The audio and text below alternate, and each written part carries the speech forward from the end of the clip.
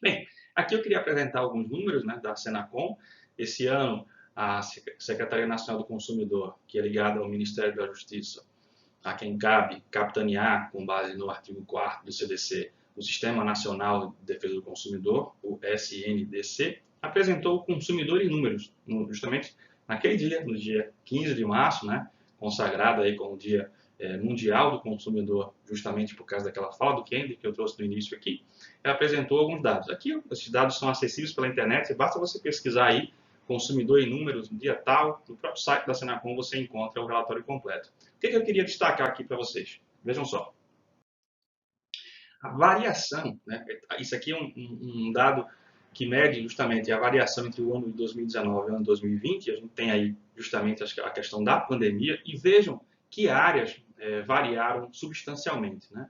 A viagens e turismo, pelos motivos óbvios, pela legislação que trouxe, né, digamos assim, aspas, uma penalização do consumidor em virtude da pandemia, subiu aí 427, quase 428%. Setores de água e saneamento, seguidos aí por energia elétrica, comércio eletrônico, né, bancos, financeiras, área de cartão de crédito, plano de saúde, né, que a gente também tem um treinamento básico em plano de saúde que você pode fazer e eu recomendo, e aí 37% de transporte aéreo e perto ali da indústria, apenas 10% operadores de telecomunicações. Por que esses dados são importantes? Para que você possa ter em mente, se você quer focar, se você quer trabalhar com um determinado nicho de mercado, o que deve escolher? Você deve escolher o que tem mais demanda. Então, se você está iniciando a sua carreira, está iniciando a sua advocacia e você quer nichar a sua advocacia na defesa do consumidor, você pode, por exemplo, trabalhar com viagem e turismo. Você tem profissionais que trabalham com defesa do consumidor com foco em passageiros, com foco em companhia aérea. Inclusive, existem até startups aí nessa discussão, não é?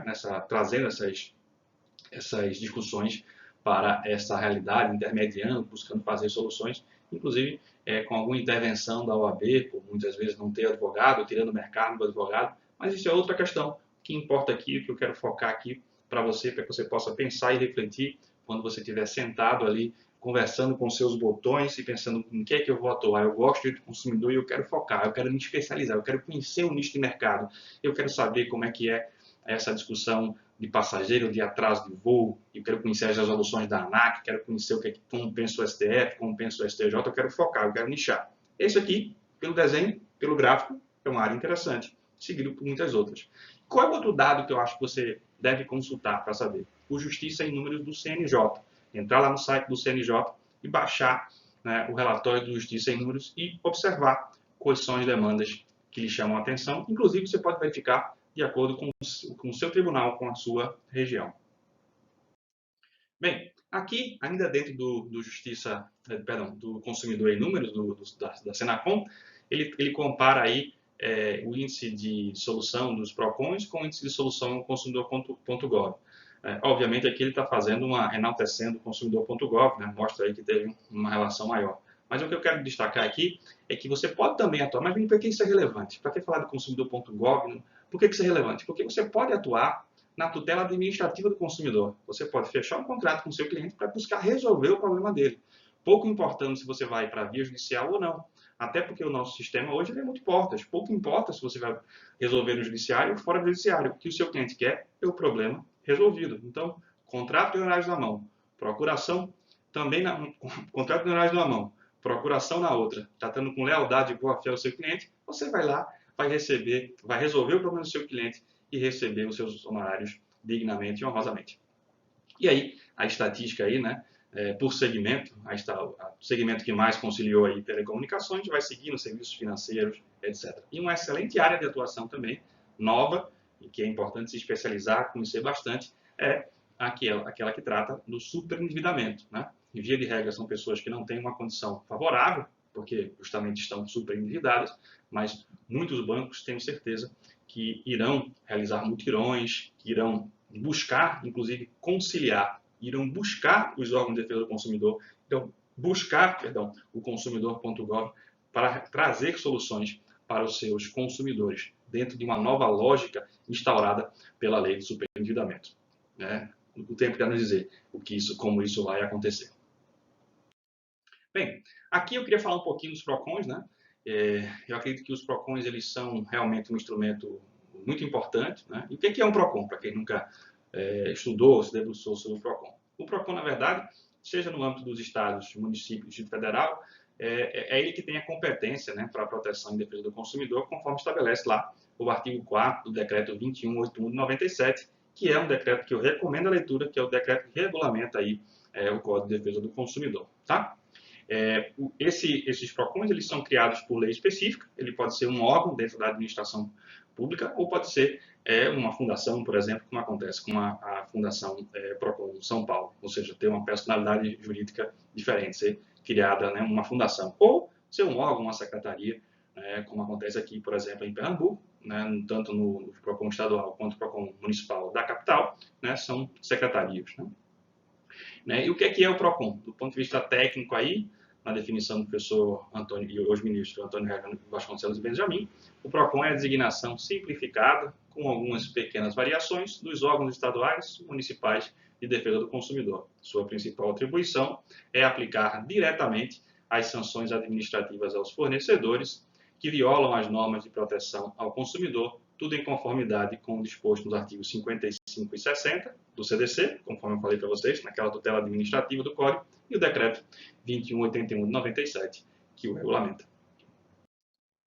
Então, na minha leitura, os PROCONs eles são importantíssimos para o Sistema Nacional de Defesa do Consumidor, justamente pela sua capilaridade e pela sua agilidade, porque eles estão localizados lá na ponta, nos municípios, daí próximos aos consumidores, e permitem aí soluções destes conflitos sem a necessidade da tutela jurisdicional. E aí, aqui é o site, né, do consumidor.gov, que eu já mencionei aqui para vocês, que é praticamente uma inspiração aí nos meios digitais que os consumidores já faziam antes mesmo de um mecanismo oficial, né? Você tinha lá vários sites que você poderia reclamar e mediava esse conflito. Hoje tem plataformas, inclusive, que fazem isso. E aí o governo federal criou o consumidor.gov e as empresas se cadastraram e, atualmente, algumas empresas são obrigadas a fazê-lo. Hoje, nós temos uma norma baixada pela Secretaria Nacional do Consumidor que determina esse cadastro obrigatório na plataforma. É qualquer empresa? São todas as empresas? Né? Se eu sou advogado e fornecedor, preciso me preocupar com isso? Os requisitos são os seguintes. Elas são obrigadas a se cadastrar se elas tiverem um faturamento bruto de no mínimo 100 milhões de reais no último ano fiscal, ou seja, se ela faturou 100 milhões no ano de 2020, ela vai ter que se cadastrar em 2021. Né? Ou, se ela tiver uma média mensal igual ou superior a 1.000 reclamações em seus canais de atendimento, justamente no último ano fiscal, ou então que elas sejam reclamadas em mais de 500 processos judiciais, né? Se disputa aí relação de consumo, também no último, observado sempre o ano anterior. Fora disso, não há obrigatoriedade desse cadastro, mas a gente sabe de outras plataformas, né, que também são utilizadas e que podem solucionar o problema dos consumidores. Né?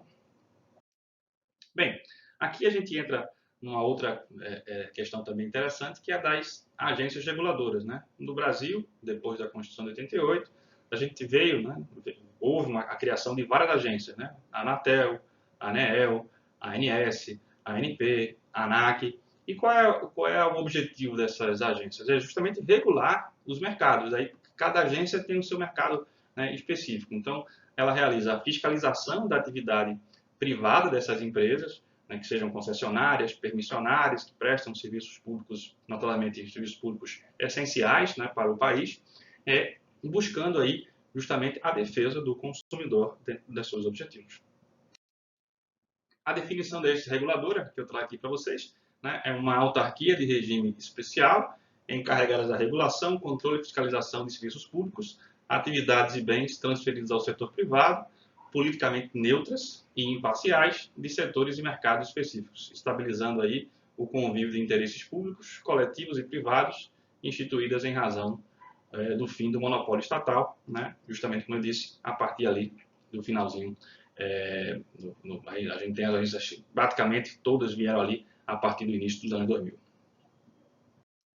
Bem, qual é a importância aí das agências reguladoras? Né? É um mercado devidamente regulado, ele tende justamente a assegurar os preceitos constitucionais que estão lá da defesa do consumidor, do artigo 5º, inciso 32 e do 170, inciso 5. Ou seja, a gente tem uma agência trabalhando, digamos assim, fiscalizando e colocando ordem, digamos, no mercado, né? Com a fiscalização das agências, as empresas que não trabalham em conformidade, que não estão em compliance, normalmente são expurgadas do mercado, né? Bem, e aí mais uma vez, citando o Benjamin, a Marx e o Bessa, né?